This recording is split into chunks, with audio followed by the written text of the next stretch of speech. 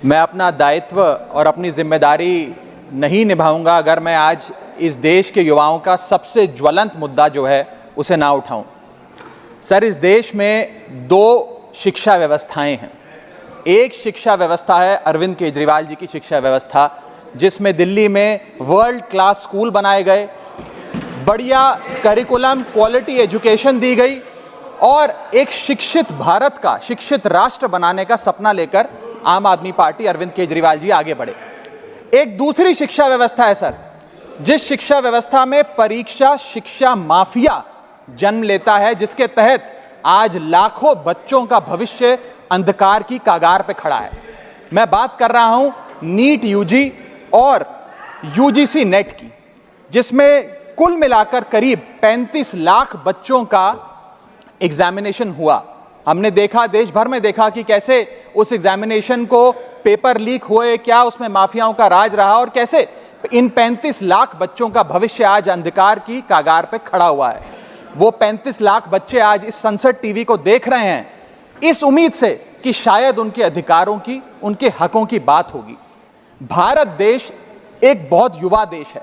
भारत की 65% आबादी 35 साल से कम आयु की है। मैं आपको बताना चाहूंगा कि इस दुनिया के सबसे युवा देशों में भारत आता है, जहां जापान की पॉपुलेशन की औसत उम्र 50 साल है, इटली की 48 साल है, जर्मनी की 46 साल है, यूनाइटेड किंगडम की 40 साल है, चीन की 40 साल है।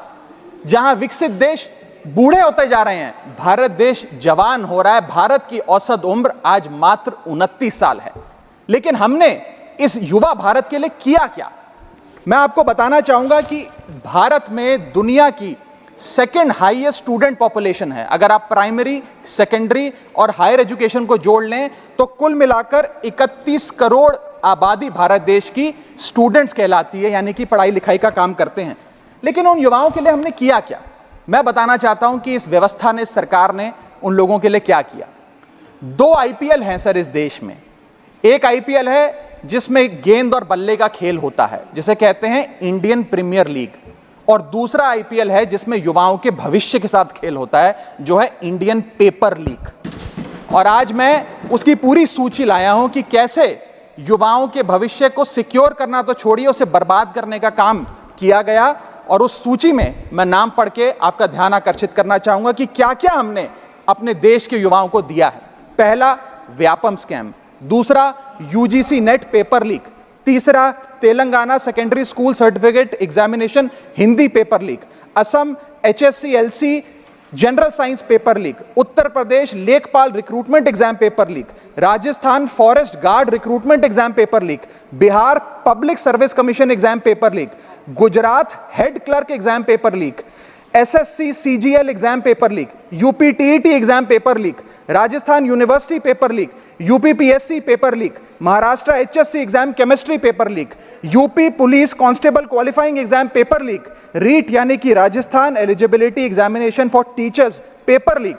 Haryana police constable exam paper leak.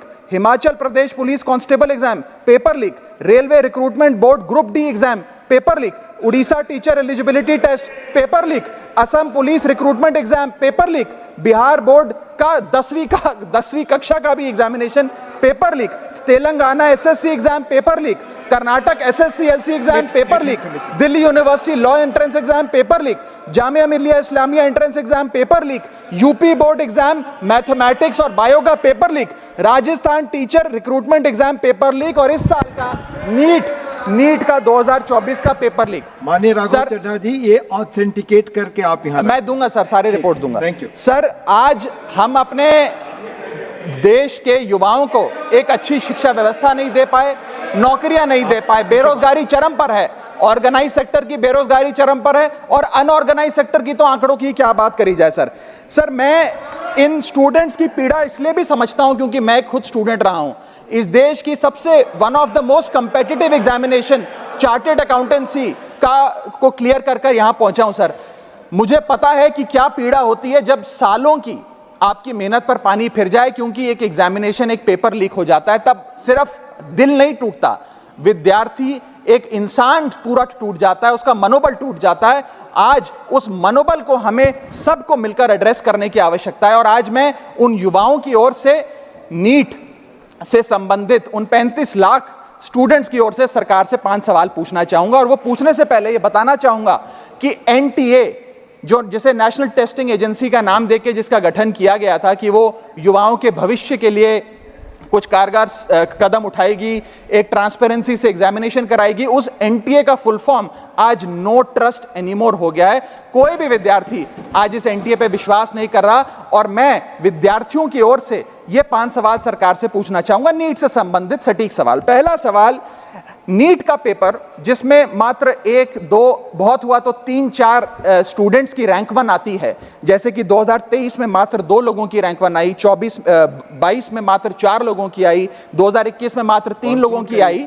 जब इतने कम स्टूडेंट्स की रैंक 1 आती है, तो इस साल 2024 के नीट के पेपर में कैसे 67 बच्चों की रैंक 1 आ गई, जबकि फैकल्टी और टीचर्स ये मानते हैं कि बहुत मुश्किल पेपर था। सर मेरी पार्टी का समय बचा हुआ है सर, प्लीज मेरे को 2-3 मिनट दे दीजिए। नहीं सर, 4 मिनट 5 मिनट भी नहीं हुए सर, वक्त दे दीजिए please. Conclude with in sir, 1 minute conclude, otherwise I will move. Sir वक्त ऐसे मत दीजिए कि भीख लगे सर, वक्त ऐसे मत दीजिए कि ठीक लगे, बाकी जो आपको ठीक लगे। सर मेरा दूसरा सवाल, कैसे मैथमेटिकली इम्पॉसिबल नंबर स्टूडेंट्स के आते हैं? इस एग्जाम में या तो 720 नंबर आएंगे जिसके सारे जवाब सही हैं, और अगर एक भी गलत हो गया तो आप 715 नंबरों पे आ जाएंगे।